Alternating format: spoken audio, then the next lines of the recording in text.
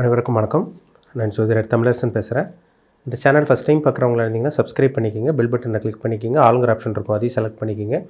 அப்போ தான் நாங்கள் போடுற பதிவுகள் எல்லாமே உங்களை வந்து சேரும். இன்றைக்கி நம்ம இந்த வீடியோவில் பார்க்க போகிற தலைப்பு, நம்ம எதை பற்றி பார்க்க போகிறோன்னா நட்சத்திர பலன்கள் பற்றி தான் நம்ம இந்த வீடியோவில் பார்க்க போகிறோம். நட்சத்திர பலன்கள் வரிசையில் ரேவதி நட்சத்திரத்தை பற்றி பார்க்க போகிறோம். மீனராசி ரேவதி நட்சத்திரம். பொதுவாகவே மீனராசிக்காரங்க பாருங்கள், இவங்க வந்து நல்ல குணம் அவங்ககிட்ட இருக்கும். நல்ல குணம் படைத்தவங்களாக இருப்பாங்க, பொறுமைசாலியாக இருப்பாங்க, ஆன்மீகவாதியாக இருப்பாங்க, இறக்க குணம் அவங்ககிட்ட அதிகமாக இருக்கும், மனசாட்சிப்படி நடப்பாங்க, நிறைய இடத்துல ஏமாந்து போவாங்க, ஏமாளிகள்னு சொல்லலாம் மீனராசிக்காரங்க. இப்போ தனுசு ராசிக்காரங்க எப்படி ஏமாளின்னு சொல்கிறோமோ அதே மாதிரி தான் மீனராசிக்காரங்களுக்கு பொருந்தும். ஏன்னா குருவோட வீடு, குருங்கிறது ஒரு ஏமாளி கிரகம், ஒரு நல்ல கிரகம். அதனால் தெரிஞ்சே அவங்க ஏமாந்து போவாங்க மீனராசிக்காரங்க. நிறைய நண்பர்கள் சேர்த்து வச்சுருப்பாங்க, நண்பர்களுக்காக எதாக இருந்தாலும் ஹெல்ப் பண்ணால் முன்னாடி போய் நிற்பாங்க. அந்த மாதிரி ஒரு ராசி தான் மீனராசி. அதில் வந்து உங்களுக்கு வந்து பார்த்திங்கன்னா ரேவதி நட்சத்திரம், புதனோட நட்சத்திரம் வந்துடுது. ரேவதி நட்சத்திரம் வந்து உடைபடாத முழுமையான பாதங்கள் கொண்ட நட்சத்திரம். ரேவதி 1, 2, 3, 4 பாதங்கள் உள்ளடக்கிய ராசி தான் மீனராசி.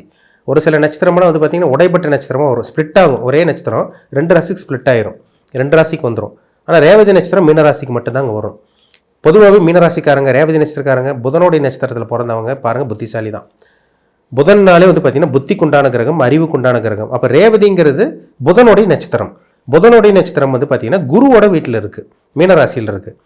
அப்போ நல்ல குணம் அவங்ககிட்ட இருக்கும், புத்திசாலியாக இருப்பாங்க, அறிவாளியாக இருப்பாங்க, நல்ல டெக்னிக்கல் மைண்ட் கொண்டவங்களாக இருப்பாங்க.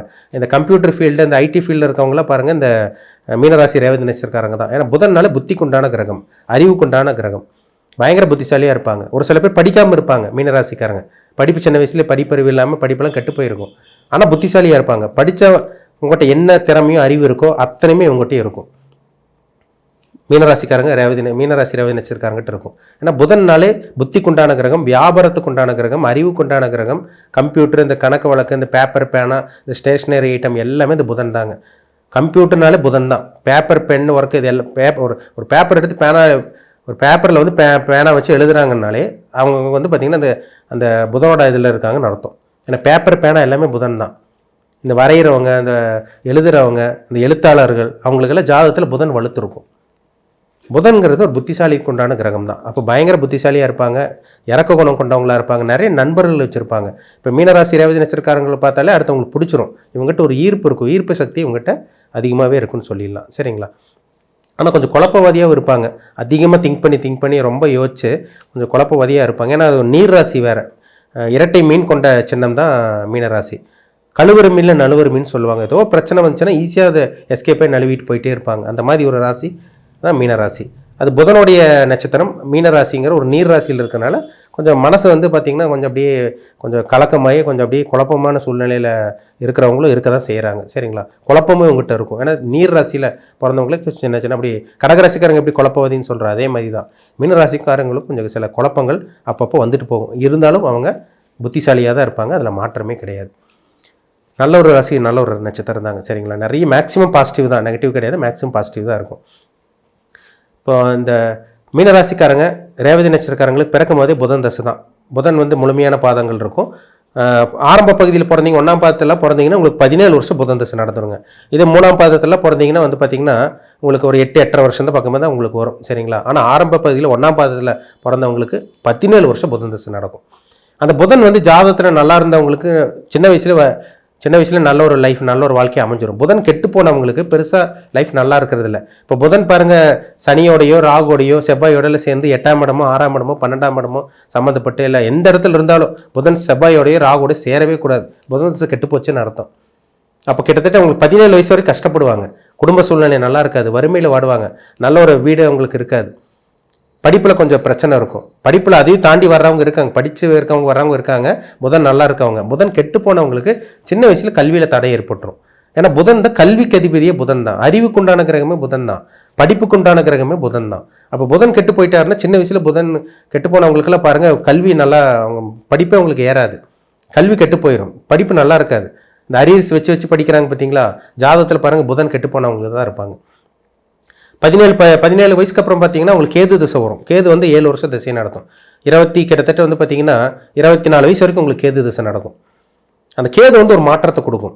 24 வயசு வரைக்கும் ஒரு கேது வந்து ஒரு சேஞ்சை கொடுக்கும் உங்களுக்கு. சரிங்களா? கேது நல்ல இடத்துல இருந்தால் நல்ல மாற்றமாக இருக்கும், கெட்ட இடத்துல இருந்தால் கெட்ட விஷயங்கள் தான் உங்களுக்கு அந்த 24 வயசு வரைக்கும் உங்களுக்கு நடக்குங்கிறதுல சந்தேகமே கிடையாது. அதுக்கப்புறம் ஒரு சுக்கிர தசை, அதுதான் உங்களுக்கு முக்கியமான தசை. உங்களுக்கு அந்த 24-25 வயசில் வரக்கூடிய சுக்கிர தசை தான் உங்களுக்கு ஒரு யோகமான தசையாக இருக்கும். 24 வயசில் சுக்கிர தசை வந்துச்சுன்னா 44 வயசு வரைக்கும் உங்களுக்கு சுக்கிர தசை தாங்க. அந்த சுக்கிரன் வந்து நல்ல இடத்துல இருந்துட்டாருன்னா கொட்டி கொடுக்கும். அந்த 20 வருஷம் ராஜ வாழ்க்கை கொடுக்கும் உங்களுக்கு. ஒரு சில பேர் பாருங்கள் 24 வயசுக்கு அப்புறம் 24-25 வயசுக்கு அப்புறம் வாழ்க்கை மாறுதுன்னு சொல்கிறாங்க. சார் எங்களுக்கு 24-25 வயசுக்கு அப்புறம் தான் வாழ்க்கையை மாறிச்சு, அதுக்கப்புறம் தான் எங்கள் வாழ்க்கையே நல்லா இருந்தது, நாங்கள் 25 வயசுக்கு அப்புறம் தான் கல்யாணமே எங்களுக்கு நடந்தது, சுக்கிர தசையில் தான் எங்கள் வாழ்க்கையை பார்க்குறோன்னு சொல்கிறாங்க. ஏன்னா சுக்கிரன் வந்து இல்லற வாழ்க்கைக்கு உண்டான கிரகமே சுக்கிரன் தான். தாம்பத்திய சுகம் கொடுக்குற கிரகம் சுக்கிரன் தான். சொகுசு கொடுக்குற கிரகம் சுக்கிரன் தான். வண்டி வாகனத்துக்கு உண்டான கிரகம் சுக்கிரன் தான். சுக்கிரன் 4ஆம் இடம்ல சம்மந்தப்பட்ட நல்ல வாகனம் அவங்களுக்கு அமைஞ்சிடும். 7ஆம் இடத்துல சுக்கிரன் இருந்தால் நல்ல வாழ்க்கை துணை அவங்களுக்கு அமையும். 10ஆம் இடத்துல சுக்கிரன் சம்மந்தப்பட்ட நல்ல தொழில் அவங்களுக்கு அமைஞ்சிடும். 6ஆம் இடத்துல சுக்கிரன் சம்மந்தப்பட்ட நல்ல வேலை அவங்களுக்கு கிடச்சிடும். ஆனால் சுக்கிரன் ராகுவோட சம்மந்தப்பட்ட வேலை இழக்கிற மாதிரி வந்துடும். 10ல் சுக்கிரன்றது ராகுவோட சம்மந்தப்பட்டனா தொழில் வந்து க்ளோஸ் பண்ணிவிட்டு வேற ஒரு தொழில் மாற்றி அதில் நஷ்டம் ஏற்படுற மாதிரி வரும். அப்போ சுக்கிரன் பாருங்கள் எந்த அளவுக்கு ஒரு அமைப்பில் இருக்காருன்னு பாருங்கள். சுக்கிரன் ராகுவோட சேர்ந்துச்சுன்னா சுக்கிரன் கெட்டுட்டாருன்னு அர்த்தம். சுக்கிரன் சனியோட சேர்ந்து சுக்கிரன் அவுட் ஆகிட்டாருன்னு அர்த்தம். சுக்கிரன் குருவோட பார்வையில் இருக்கலாம். சுக்கிரன் வந்து பார்த்தீங்கன்னா வளர்பிறை சந்திரனோட தொடர்பில் இருக்கலாம். சுக்கிரன் நல்ல ஸ்தானத்தில் இருக்கணுங்க. 1-5-9 இருக்கணும், இல்லை 1-4-7-10 இருந்தால் கூட தப்பு கிடையாது. சுக்கிரன் நல்ல ஒரு இடத்துல இருந்தால் பிரச்சனையே கிடையாது. உங்கள் வாழ்க்கை அருமையான ஒரு வாழ்க்கையாக அந்த 24 - 44 வயசு வரைக்கும் உங்கள் வாழ்க்கையை அடுத்த கட்டத்துக்கு போயிடும்.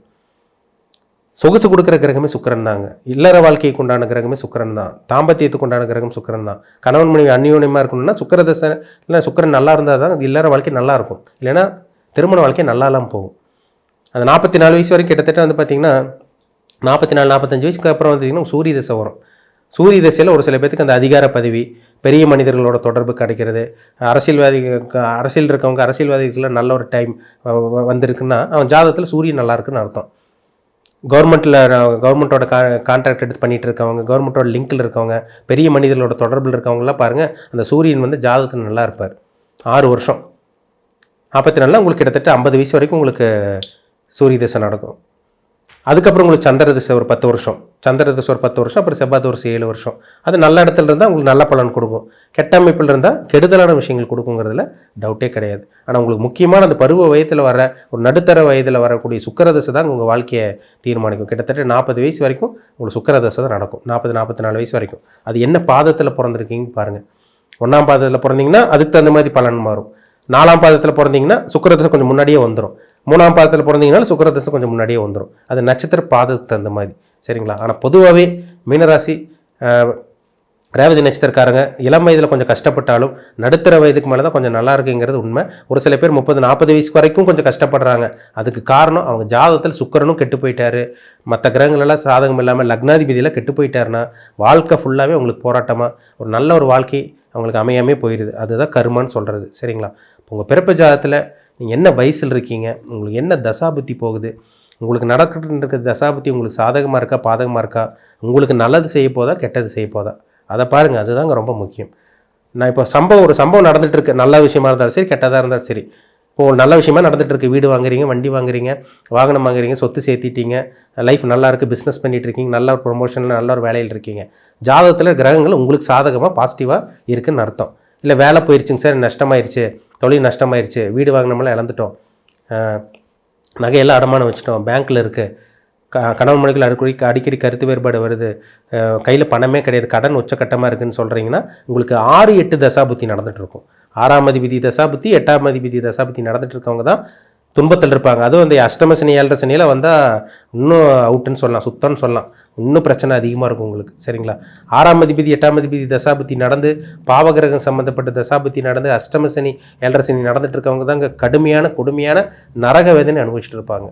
அவங்களுக்கு தான் ரொம்ப ரொம்ப கவனமாக இருக்கணும். சரிங்களா? பிறப்பு ஜாதகத்தை பாருங்கள், உங்கள் வயசு என்னன்னு பாருங்கள், என்ன டைம் போயிட்டுருக்கு, நேரம் நல்லா இருக்குது, கெட்ட நேரம் போயிட்டுருக்கா, உங்களுக்கு பாசிட்டிவாக நெகட்டிவாக, சாதகமாக பாதகமாக, என்ன பண்ணணும் என்ன பண்ணக்கூடாது, இது எல்லாமே உங்கள் தனிப்பட்ட ஜாதகத்தை பார்த்து தெளிவாக தெரிஞ்சுக்கிறது உங்களுக்கு ரொம்ப நல்லது. மீண்டும் அடுத்த பதிவில் சந்திக்கும் வரை உங்களிடமிருந்து விடைபெறுவது உங்கள் சகோதரர் தமிழரசன். இந்த சேனல் பிடிச்சிருந்தா உங்கள் நண்பருக்கு உறவினருக்கு ஷேர் பண்ணுங்கள், லைக் பண்ணுங்கள், சப்ஸ்கிரைப் பண்ணுங்கள், பெல் பட்டனை கிளிக் பண்ணிக்கோங்க, ஆளுங்கிற ஆப்ஷன் இருக்கும் செலக்ட் பண்ணிக்கோங்க. அப்போ தான் நாங்கள் போடுற வீடியோஸ் எல்லாமே உங்களுக்கு நோட்டிஃபிகேஷன் வரும். நன்றி, வணக்கம்.